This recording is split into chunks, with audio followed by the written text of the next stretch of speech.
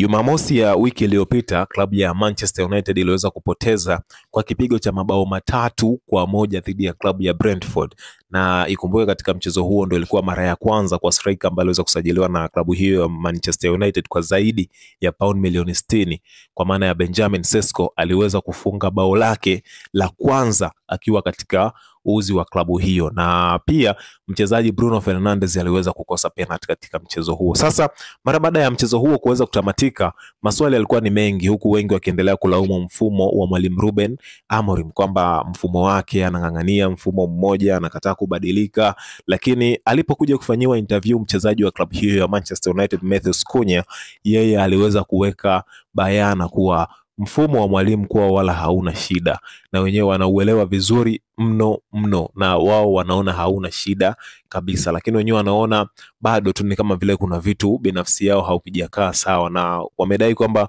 mwalimu binafsi yake yeye na mfumo wake hawajawahi kuwa na shida yoyote. Mwalimu anaeleweka, anasomeka vizuri na akifundisha mambo yanaenda sawa, lakini wao wachezaji binafsi ndo ambao kama vile kuna kitu hakijakaa sawa miongoni mwao. Sasa kauli ya Matheus Cunha imekuja na maswali mengi sana ambayo yamekuwa yakiibuka huko katika mitandao ya kijamii, kuona kwamba sasa kumbe wakati wote ambao watu walikuwa